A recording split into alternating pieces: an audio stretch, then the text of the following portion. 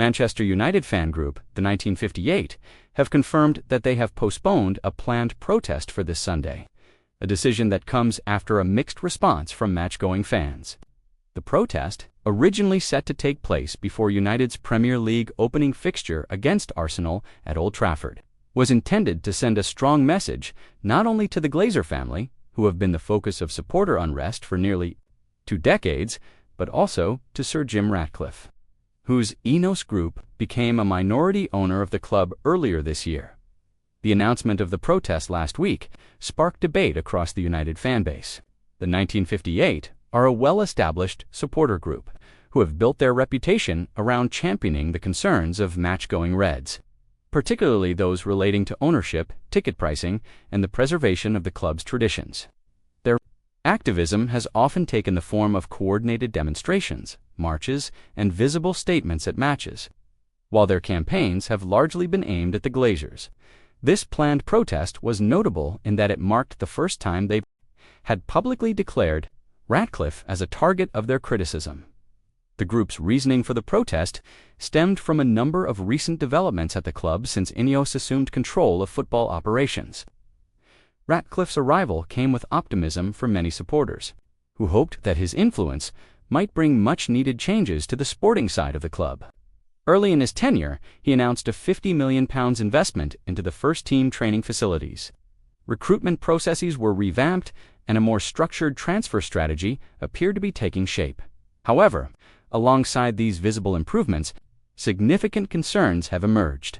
Hundreds of club staff have been made redundant since INEOS took charge, many of them long-serving employees with deep connections to Manchester United, for a club that has long prided itself on a family ethos and community spirit. The scale of job losses has struck a raw nerve. The dismissals have been seen by some as a sign that business priorities are outweighing the human side of club operations. Additionally, season ticket price increases have caused frustration among supporters. The rises have been met with particular resistance from those who attend home and away matches, many of whom already face significant costs in travel, accommodation, and other expenses associated with following the team.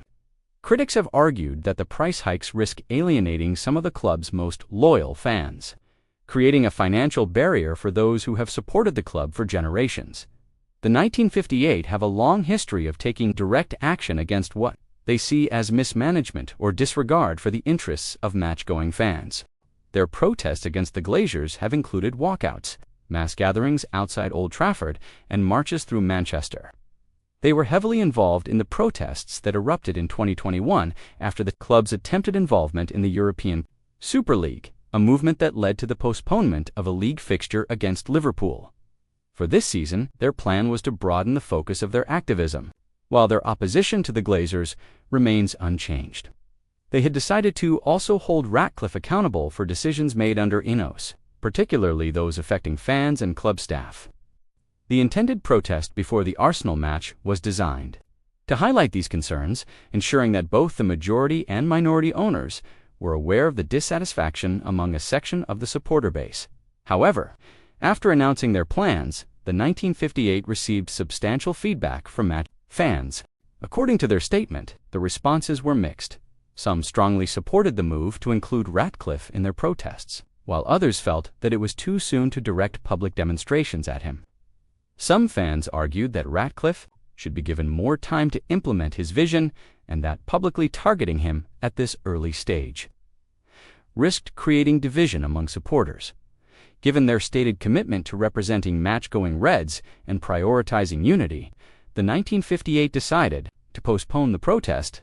They stressed that this was a strategic decision rather than a retreat from their goals. The group made it clear that Ratcliffe is not exempt from criticism and that they intend to hold all decision-makers at the club accountable for policies that negatively impact fans and staff. The postponement, they said, would allow more time to build consensus and ensure that future actions are supported by the widest possible cross-section of match-going supporters. This decision reflects the complexities of fan activism in modern football. While there is broad agreement among United fans that the Glazers' ownership has been damaging, the arrival of a high-profile minority owner like Ratcliffe introduces new dynamics. Some see him as a potential bridge to better football operations, and hope that his influence could eventually lead to wider change, including a possible full takeover in the future. Others are skeptical, pointing to the redundancies and ticket price increases as evidence that INEOS is willing to adopt similarly unpopular business practices. The tension between immediate action and long-term strategy is not new to fan-led movements. The 1958's choice to step back from this particular protest shows a recognition that timing and unity are crucial in achieving lasting impact. Protests that fracture the supporter base can sometimes weaken the overall message, particularly when the target of criticism is relatively new in their role. For Ratcliffe, the decision may offer a short-term reprieve from direct confrontation on match day, but it does not erase the concerns that led to the protest being planned in the first place. The £50 million training ground investment has been well received, but such improvements are unlikely to soften criticism if fans continue to feel priced out or if long-serving staff are displaced without clear justification. Ratcliffe's background as a lifelong United supporter means expectations for him are especially high, and missteps in managing the club's relationship with its supporters could quickly erode goodwill. From the perspective of match-going fans, the postponement means Sunday's match will likely be free from the kind of large-scale demonstrations that have marked previous games. However, the underlying issues remain unresolved: ticket affordability, job security for club employees, and the overall direction of the club under INEOS will continue to be closely watched by supporters. Groups. The broader context of ownership in the Premier League also shapes how events at United are perceived. Across the league, there have been repeated clashes between supporters and club executives over ticket pricing, commercial priorities, and the influence of corporate stakeholders. The European Super League debacle was a watershed moment that demonstrated the power of coordinated fan action, but it also highlighted the challenges of sustaining that unity over time. The 1958's influence is rooted in their ability to mobilize visible, vocal support for their causes. Postponing a protest can be a way of preserving that influence for moments when it can have maximum effect. By avoiding a potentially divisive action now, they may be positioning themselves for larger, more unified demonstrations later in the season, especially if frustrations grow over time. For Manchester United as a whole, the episode underscores the delicate balance the club's leadership must strike. Delivering success on the pitch will always be a priority, but maintaining a healthy relationship with supporters, particularly those who attend matches week in and week out, is equally important. Clubs that alienate their core fan base risk long-term reputational damage that no amount of commercial revenue can fully repair.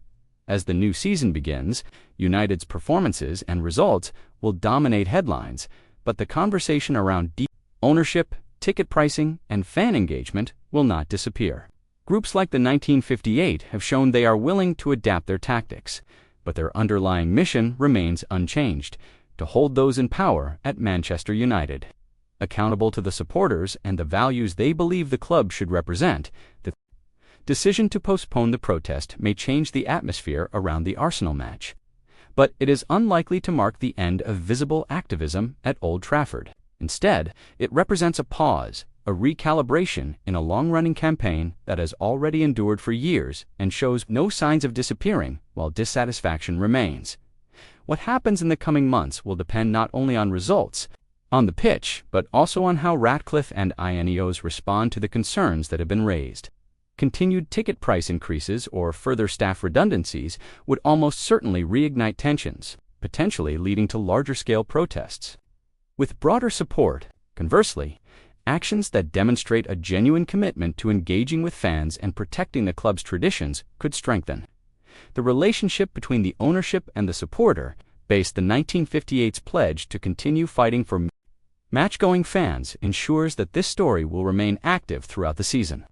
Whether through demonstrations, campaigns, or dialogue, they will continue to play a role in shaping the conversation about the future of Manchester United. For now, the